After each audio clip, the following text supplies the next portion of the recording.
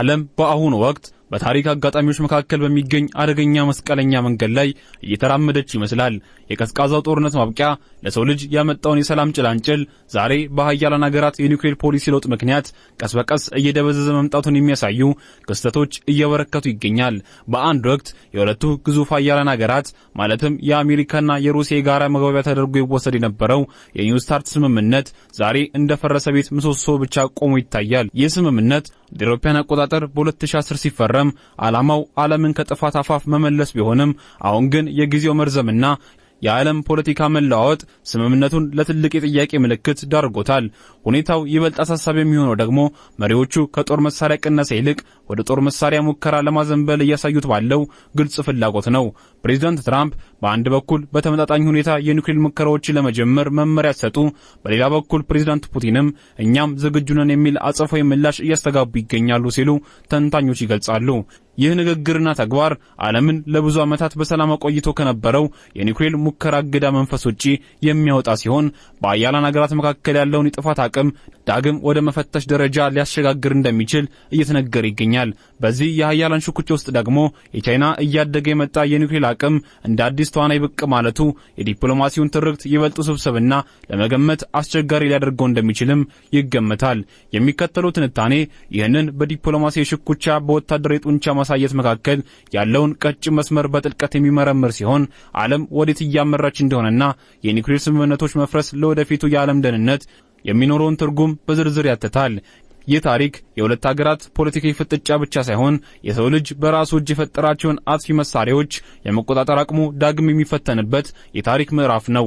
ሩሲያ የአሜሪካ መንግስት ገደቡን የማያከብር ከሆነ ጊዜው ያለፈበትን የኒው ስታርት የኒውክሌር ጦር መሳሪያ ስምምነት ገደቦችን ማክበሯን እንደምትቀጥል ዳግመኛ አስታውቃለች። የሩሲያ የውጭ ጉዳይ ሚኒስቴር የሆኑት ሰርጌይ ላቭሮቭ ረቡዕ ዕለት እንደተናገሩት ዩናይትድ ስቴትስ ተመሳሳይ እርምጃ እስከወሰደች ድረስ ሩሲያ በቅርብ ጊዜ ባለፈው የኒው ስታርት የኒውክሌር ጦር መሳሪያ ቅነሳ ስምምነት የተቀመጡትን ገደቦች ማክበሯን ትቀጥላለች። ላቭሮቭ ለሩሲያ ፓርላማ የታችኛው ምክር ቤት በሰጡት መግለጫ በፕሬዝዳንታቸው የታወጀውና በእነርሱ በኩል ተግባር የሚደረገው ይህ እገዳ ጸንቶ የሚቆየው አሜሪካ ቀደም ሲል የተጠቀሱትን ገደቦች እስካልተላለፈች ድረስ ብቻ መሆኑን አስገንዝበዋል። አዲሱ የስትራቴጂክ የጦር መሳሪያ ቅነሳ ስምምነት በ2010 እንደ አውሮፓውያን አቆጣጠር በአሜሪካና በሩሲያ መካከል የተፈረመ ሲሆን ሁለቱም ሀገራት በዝግጁነት ሊያቆዩት የሚችሉትን የስትራቴጂክ የኒውክሌር አረሮች ብዛት ወደ 1550 ገድቦ ነበር። ስምምነቱ አፈጻጸሙን ለማረጋገጥ የሚያስችሉ በቦታው ላይ የሚደረጉ ፍተሻዎችና የመረጃ ልውጦችን የሚያካትታል።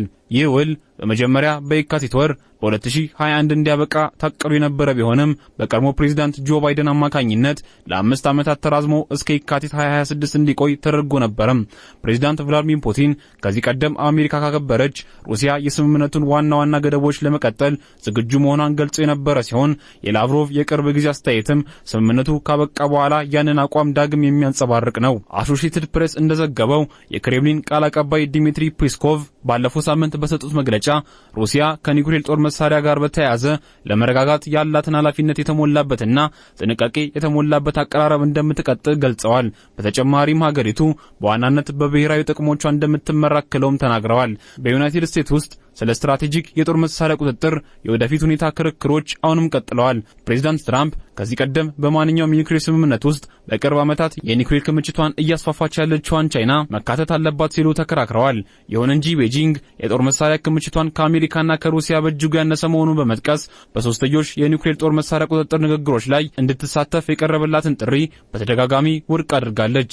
አንድ የዋይት ሃውስ ባለስልጣን በጥር ወር ለሲቢኤስ ኒውስ እንደተናገሩት ፕሬዝዳንቱ በኒውክሌር ጦር መሳሪያ ቁጥጥር ላይ በቀጣይ ስለሚወሰደው እርምጃ ውሳኔ የሚያስተላልፉ ሲሆን ይህም በራሳቸው የጊዜ ሰሌዳ መሰረት ግልጽ ያደርጋሉ።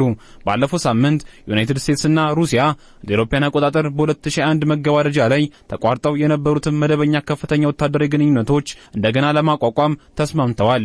ነገሩ እንዲህ ነው። የዓለማችንን ሁለቱ ግዙፍ የኒውክሌር ሀያላን ሀገራት የጦር መሳሪያ ክምችት ለመቆጣጠር በሚያስችል አዲስ ስምምነት ዙሪያ እስካሁን የታየ ምንም አይነት መሻሻል የለም። ዶናልድ ትራምፕ በጥቅምት ወር ፔንታጎን ከሌሎቹ ሀገራት ሙከራዎች ጋር በተመጣጣኝ ሁኔታ የኒውክሌር ጦር መሳሪያ ሙከራዎችን እንዲጀምር መመሪያ መስጠታቸው አሜሪካ ከቀዝቃዛው ጦርነት ማብቂያ ጀምሮ የኒውክሌር ሙከራዎችን ለማስቆም የወሰደችው የረጅም ጊዜ አቋም ሊቀለብስ የሚችልም ነው ተብሏል። ፕሬዝዳንቱ በትሩዝ ሶሻል ገጻቸው ላይ ባሰፈሩት ጽሑፍ አስተዳደራቸው ለተከላካይ ሚኒስቴር የሚጠቀምበትን መጠሪያ በመጥቀስ እንዲህ ብለዋል። በሌሎቹ ሀገራት የሙከራ መርሃ ግብሮች ምክንያት የጦርነት መምሪያ ክፍሉ የኒውክሌር ጦር መሳሪያዎቻችንን በተመጣጣኝ ሁኔታ መሞከር እንዲጀምር መመሪያ ሰጥቻለሁ። ይህ ሂደትም ወዲያውኑ ይጀምራል። ከጥቂት ቀናት በኋላ ፕሬዝዳንት ፑቲን መንግስታቸው በሩሲያ ውስጥ የኒውክሌር ጦር መሳሪያ ሙከራዎችን እንደገና ሊጀምር የሚችልባቸውን የውሳኔ ሐሳቦች እንዲያቀርብ ትዕዛዝ አስተላልፈዋል። ፑቲን ከደህንነት ምክር ቤታቸው ጋር ባደረጉት ስብሰባ ሩሲያ የኒውክሌር ፍንዳታ ሙከራዎችን የሚከለክለውን የዓለም አቀፍ የኒውክሌር ሙከራ እገዳ ስምምነትን ስታከብር መቆየቷን ገልጸዋል። ሆኖም ግን ዩናይትድ ስቴትስ ወይም ሌላ ማንኛውም የስምምነቱ አባል አገር እንዲህ አይነት ሙከራዎችን ካደረገ ሩሲያ ተመሳሳይ እርምጃ የመውሰድ ግዴታ ይኖርባታል ሲሉም አስጠንቅቀዋል። አሁን ያለው ሁኔታ ሲታይ ዓለም አቀፉ የኒውክሌር ቁጥጥር ስርዓት ወደ ተሻለ ደረጃ የተሸጋገረ አለመሆኑን መረዳት ይቻላል። የኒው ስታርት ስምምነት መዳከም ቀጥታ የሚያመጣው ትልቁ ችግር በሁለቱ ሀገራት መካከል የነበረውን ግልጽነት ማጥፋቱ ነው። ቀደም ሲል ይደረጉ የነበሩ የቦታ ላይ ፍተሻዎችና የመረጃ ልውውጦች መቅረት በሁለቱ ወገኖች ዘንድ ያለውን ጥርጣሬን ያባብሰዋል። ይህም እያንዳንዱ ሀገር ሌላኛው ወገን በሚስጥር የጦር መሳሪያውን እያዛባ ነው ብሎ እንዲያስብና የራሱን ክምችት ያለምንም ገደብ እንዲጨምር ሊያደርገው ይችላል። የኒውክሌር ሙከራዎች መጀመር ሊያስከትል የሚችለውን ፖለቲካ ጫና ስንመለከት ደግሞ ፕሬዝዳንት ትራምፕ የኒውክሌር ሙከራዎችን እንዲጀምሩ የሰጡት ትዕዛዝ የአሜሪካን ለበርካታ አስርት ዓመታት የቆየ ፖሊሲን የሚቀይር ነው። ይህ እርምጃ ለሩሲያና ለቻይና ጠንካራ መልእክት ለማስተላለፍ የታለመ ቢሆንም በተቃራኒው ሩሲያም ተመሳሳይ ሙከራዎችን እንድታደርግ መንገድ ከፍቶላታል። ፑቲን ተመጣጣኝ እርምጃ ወስዳለው ማለታቸው የኒውክሌር ቴክኖሎጂ ሽቅድድሙን ከቃላት ባለፈ ወደ ተግባራዊ ሙከራ እንዲያሸጋግር ሊያደርገው እንደሚችልም ተጠቅሷል። እንደ አይነቱ ሽግግር ደግሞ በቀዝቃዛው ጦርነት ወቅት የነበረውን አይነት ከፍተኛ ውጥረት ዳግም ሊቀሰቅስ እንደሚችል የዘርፉ ተንታኞች ስጋታቸውን ይገልጻሉ። በተጨማሪም አሜሪካ ቻይና በድርድር ውስጥ መካተት አለባት ብላ የምታደርገው ጥረት በዲፕሎማሲው ረገድ ትልቅ ፈተና ሆኖ ቀጥሏል። ቻይና የኒውክሌር አቅሟን አሁንም በማደግ ላይ መሆኑን በመጥቀስ ከሁለቱ ሀያላን ሀገራት ጋር እኩል ለመደራደር ፈቃደኛ ለመሆኗን የቁጥጥር ስምምነቱን አድማስ አጥብቦታል። ይህ ሁኔታ አሜሪካ በሁለት ግንባር ማለትም በሩሲያና በቻይና በኩል ስጋት ውስጥ እንዳለች መታሰቡ ወደፊት የሚመጡ ስምምነቶች ከሁለትዮሽ ይልቅ ሶስትዮሽ እንዲያጋድሉ እድል ሊፈጥር ይችላል ተብሏል። ሆኖም ቤጂንግ አቋሟን እስካልቀየረች ድረስ በዓለም አቀፍ ደረጃ የተሟላ የኒውክሌር ቅነሳና ቁጥጥር ማምጣት እጅግ አስቸጋሪ ሊሆን ይችላል። ምንም እንኳን የኒውክሌር ፖሊሲ ውጥረት የበዛበት ቢሆንም ሁለቱ ሀገራት ከፍተኛ ወታደራዊ ግንኙነቶችን ለመቀጠል መስማማታቸው እንደ አንድ አዎንታዊ እርምጃ ሊታይ ይችላል። ይህ አይነቱ ግንኙነት በተለይ በዩክሬን ጦርነትና በሌሎች ቀውሶች ምክንያት ሊፈጠሩ የሚችሉ ድንገተኛ ስህተቶችንና ያልተፈለጉ ቀጥተኛ ግጭቶችን ለመከላከል ይረዳል።